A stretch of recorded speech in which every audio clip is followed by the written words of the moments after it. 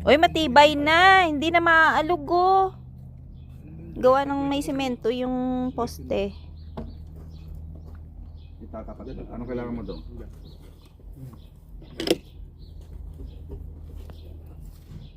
Okay na?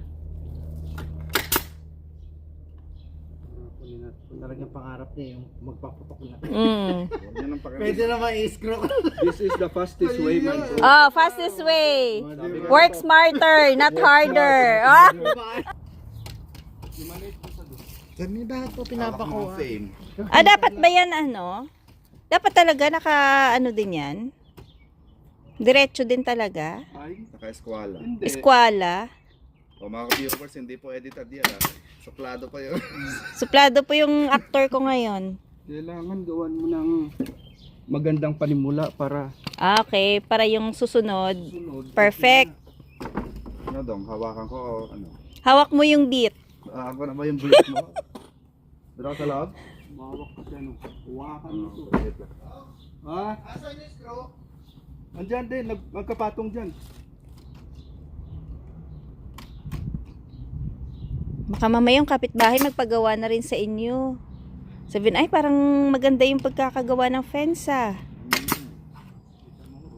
Bilis, diba? Hindi ka nagaganon-ganon. Alin ba yung mas matibay? Buti naman, hindi niya tinanggal. Yan or screw? Mama, screw nga yan. Hindi, ano lang yan, Rose. Pang ano lang niya para ma-screwan niya. Pang Okay. Instead na antayin mo maghawak ng ilang tao. Dong, Oh, ito bang 6 and 158? oh. sobra to, okay lang yan. Hindi, pantay mo. May ano, may kahoy. Ayan, may push. Daming ugat-ugat kasi ng kahoy.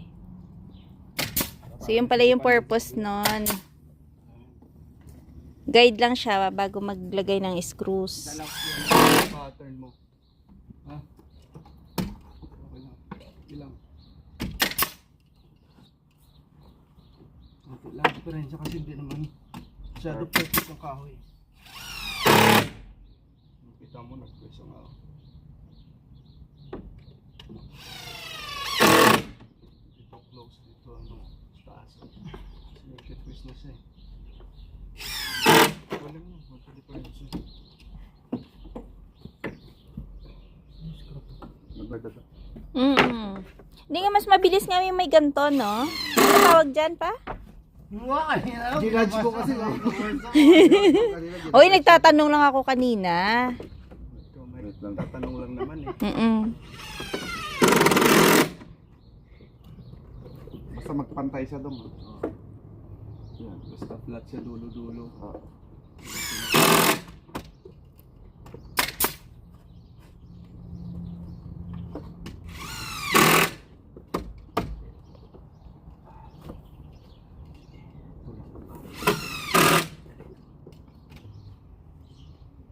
Sila sa kahoy lang. Hindi mo na itataas to?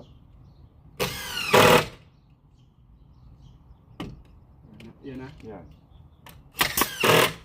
Diferensya. Sabi niya ni Mike. Okay na yan. Okay na yan.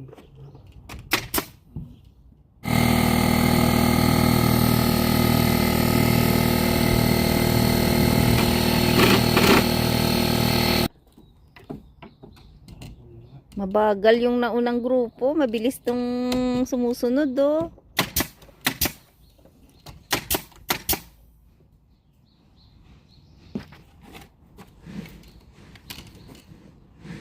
Siguro nag-garden yan dyan.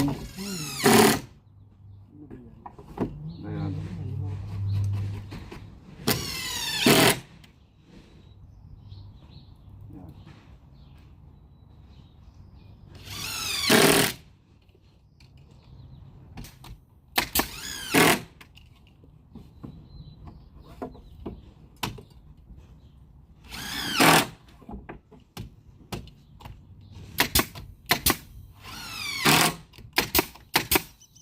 Tumutubo na yung mga perennial plants namin. Yung mga lily. Dito naman, ayan po yung ating tulips. Meron na siyang bulaklak. Ito yellow, purple, tsaka white. Naulan na lang to kahapon. Tapos ayan na, kinabukasan, nagkaroon siya ng bulaklak.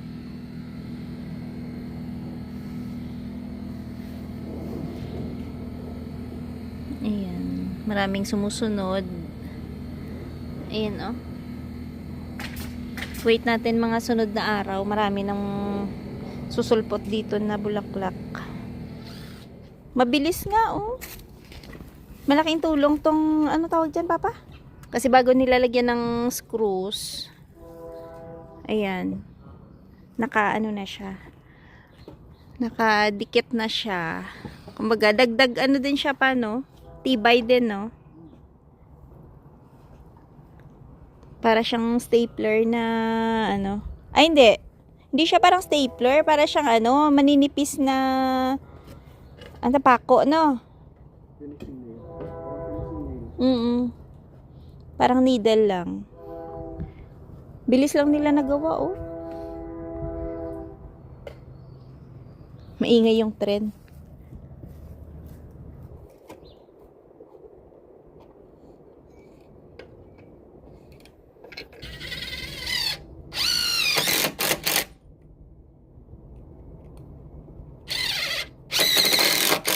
Diyan muna kami ni Bengbeng sa store. Bili lang tayo ng konting gulay.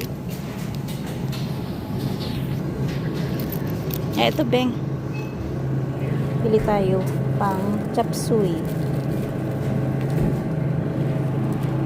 Ito lang ka, oh. Kuha ka plastic, Beng.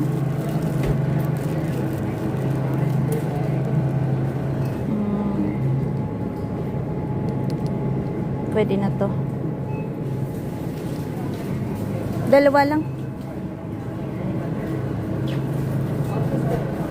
May tingin-tingin siya ng pambaon para sa field trip nila. Mukha. Mukha kang gutom, te. Try mo. Kuha tayong milk, Ben. Wala tayong milk. Banana bread. Gawa na lang kita banana bread. Gusto mo? Baon mo? Gusto ko ano eh. Ayan, marble. Ayan, oh. Sliced na. Crackers. Ano to? Iba man to. Iba yan. 350. Ito. Gusto mo yan? Goldfish?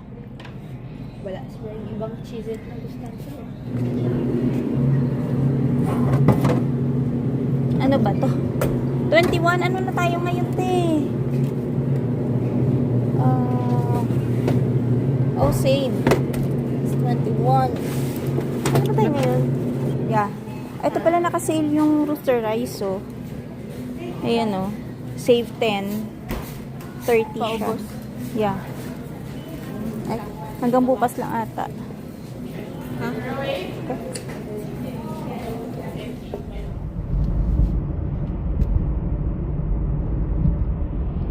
Good morning mga ka-viewers. Welcome back po sa aming channel.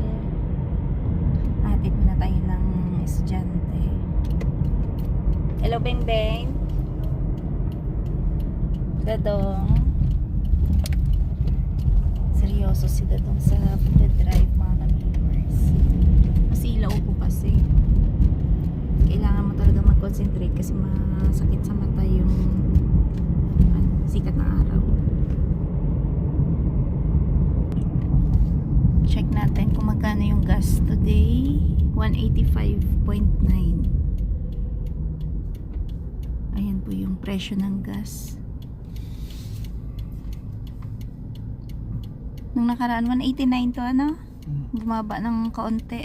4 cents. May isang araw nga nag-gas si Dadong. Nagulat siya kasi 50 yung kinarga niya. Sabi niya, ba't parang 1/4 lang yung yung nalagyan. Parang walang ano eh, no? Hindi mo ramdam yung pagdagdag ng gas pagka Yung i-fill mo is mga 50 lang. Pag sa'yo, pero sa akin naman, okay naman. Sa kanya kasi, yung laki ng lagayan nun pa, no? Kaya parang hindi mo ramdam. Ito ka na lang banda. Kasi dyan sa teacher. Ito kasi teacher Bing. Ito ka lang sa pinakabunga. Oo, ayun. Lingon-lingon pa. Ngiti-ngiti si teacher. Gusto manghuli. Bigat-bigat ng dala ng beng-beng ko eh. Dito Beng, pasa mo dito sa akin. Kasi bawal na po dun ihatid yung bata sa gilid ng school. Ako na. Ayun, dyan ka lang ihatid sa gilid lang. Gusto nga. Ayaw niya magpahatid. Fun kita eh. Love na love ni Papa eh. Ingat ha. Kasi meron po silang field trip ngayon. Ang phone mo. May field trip daw sila sa Balgoni. Mga 30 minutes yung biyahe nila. Buong Pera klase. Beng. Hindi ko alam. Basta may ano siya. Sabi ko sa kanya, ayusin niya yung baon niya. May ano siya, may baon. Tapos kapon bumili kami ng dried mango para yun yung dadalhin niyang snack. Basta may tubig lang. Kasi babalik naman sila dito sa school para dito na magla-lunch. Ang field trip po dito ay napaka-simple lang. Walang masyadong kagaya sa atin na Kailangan ng 1,000, 1,500. libre. Walang bayad yung field trip ng mga bata. Tsaka yun nga, yung pagkain po nila, balik lang sila sa school, dun sila mag-lunch. Excuse. Dala ka lang ng snacks. Yung snacks niya, yung ano lang, dried mangoes, ang binili namin kahapon. So, pag uwi namin, itutuloy po nila yung paglalagay ng fence. Ganda talaga pag may nailer pala kasi naka-hold na yung kahoy dun sa pamakuan, tapos babarayan na muna lang para lalong kumapit, lalong magiging matibay yung kapit ng kahoy pa, no? Kaya yun yung sinasabi ni Dadong, work smarter, not harder. Kaya tawanan ko. Seryoso na naman si Dadong. Ganun kasi yan si Dadong kasi basta may nasimulan na trabaho, gusto niyang mabilis matapos. Kaya talagang pinag-iisipan niya kung paano niya mapadali yung paggawa. Kagaya pagka yung umuwi siya galing trabaho, titingnan niya yan. Sinasurvey pa niya ulit yung ano niya, yung ginagawa niya para kinabukasan maging mabilis yung paggawa nila. Kulang ka sa mga gamit. Hanapan mo na lang paraan, no? Kaya nga. Mga ka-viewers, update natin yung mga plants natin. Ayan na po yung ating mga ampalaya.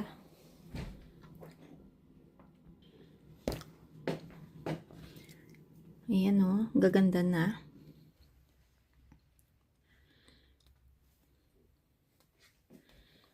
Ayan. Ay, tataas na ng mga kamatis. Sigurado to pag nailipat sa labas to, ang bilis niyan lumaki. Tapos yung sigarilyas po namin, may tumubo na. Nag-iisa nga lang.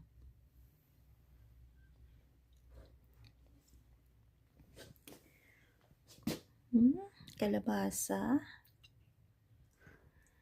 Dumadami na yung mga dahon nila. Kaso nga lang, yun nga, medyo maliliit pa.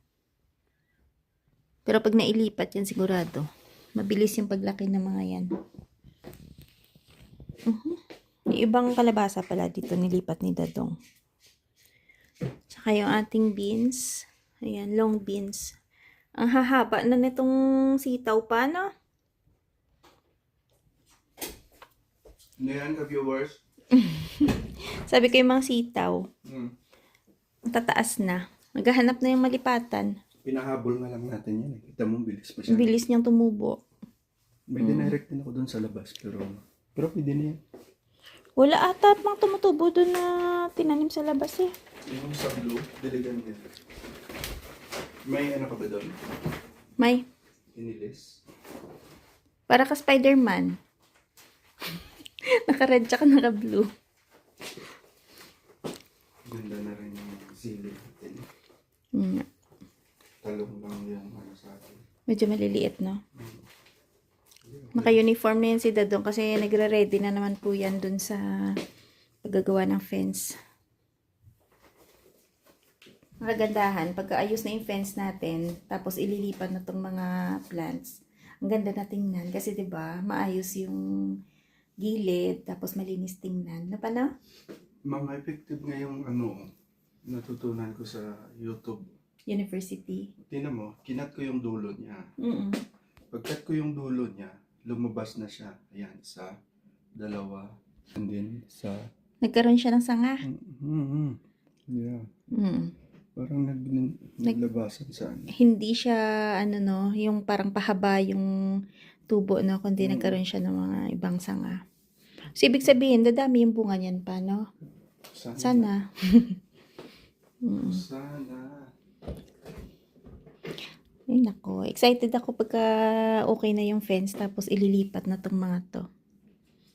No? Kasi yung background niya, syempre, di ba maganda? Malinis. Malinis na siya. Mm-mm. Tara na, kasi andyan na sila. Tingnan mo kung saan yung may tumatama sa ano mo. Ang laki pala ng ugat. Ay, sandali. Dali. Mm. Ay, tunawan mo muna si Alan doon.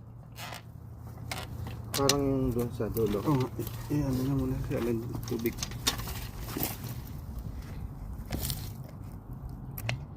Parang yung dulo doon hindi pa putol.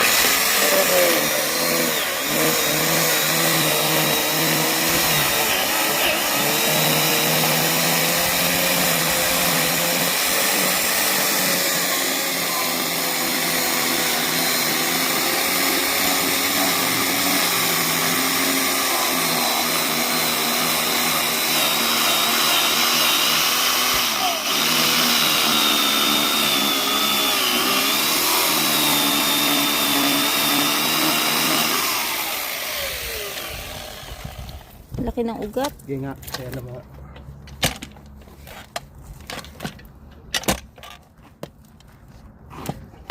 Kung saan sa banda may kumakapit. Yung dulo. Yung dulo. Yeah. Yung pinagputulan. Sige, isog dyan mo. Angat ko.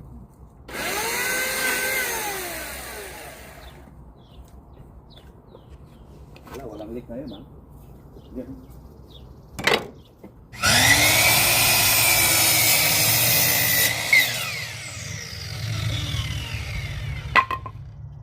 One-fourth yan. Sa work. Fourth. Yan. Yeah, konti. Ayan.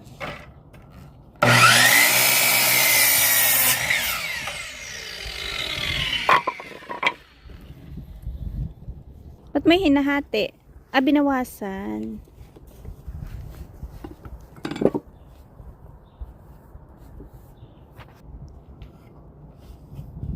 Ano yung pa? Parang pang-ipit? Yan. Ah, ganyan. Kaya pa hiniwaan. Dito tayo mag-screw. Tapos bago natin screwan din naman natin dito. Gilid. Tapos dalawa dito. Kaya binawasan. Contractor edition vlog. 2026 vlog contractor edition. Huwa Contractor Edition.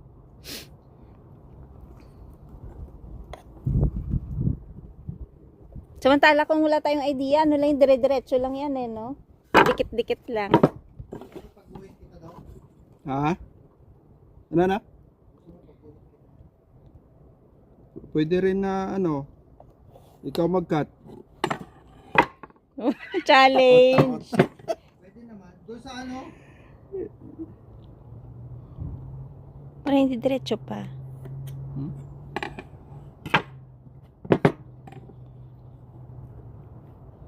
Paano pa? Hindi, ako na lang. Baka mamaya maputol pa daliri mo. Ito po yung ulam namin for today. Gagawa ako ng chop suey. Meron tayong broccoli. Ayan, carrots. May sayote, dried mushrooms. Meron tayong bell pepper. Tsaka, ito po yung pangsahog natin. Ano siya, pork shoulder na, ayan, pinukpok ko na ito, tenderizer para mas malambot po siya. Tapos nakababad po siya sa konting oil, cornstarch, toyo, at konting asin. Kailangan ko pang balatan tong atong sayote tsaka yung carrots. Okay.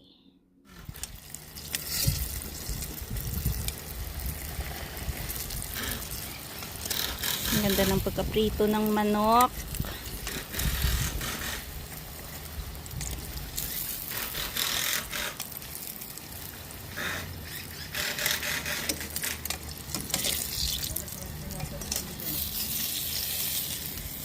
Meron.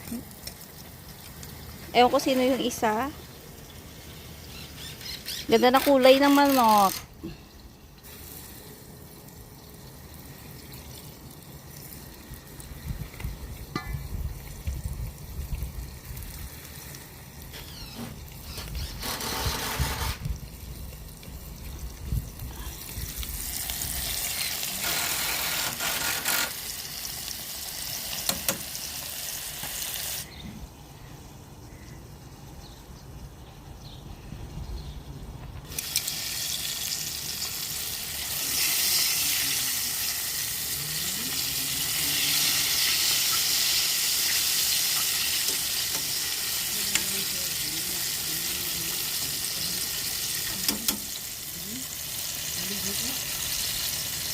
Buwat mo. Diba? Instant yung chop suey.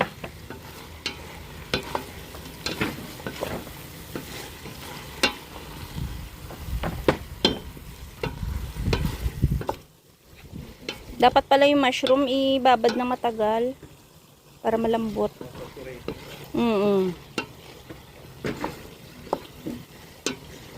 Parang stir fried lang. Pwede na to.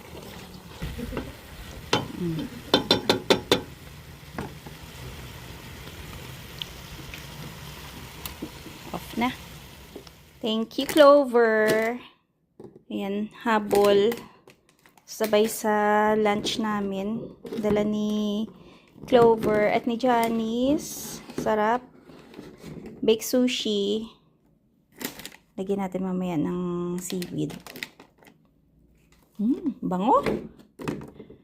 Ayan, yung pinrito natin na manok.